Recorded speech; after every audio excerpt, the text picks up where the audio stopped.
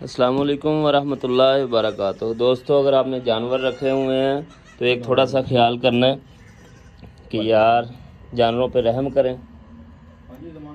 ये देखें ज़रा, क्यों लाकर साहब, ओए हो फड़ी फड़ी फड़ी फड़ी, ये तो पीप भी पड़ी है। इन पे थोड़ा सा रहम करें। ये आप देख रहे हैं क्या कर रहे हैं, ये है क्या, पूरा को कबीला आके इधर बसा हुआ है। अल्लाहु अकबर। और कान की क्या पोजीशन बनी हुई है।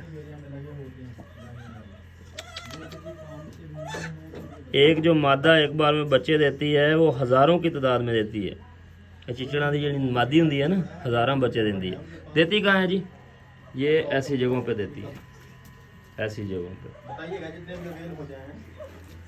ये माशाल्लाह से कान साफ है, लगता है उन्हें यही कान पसंद आया सिर्फ।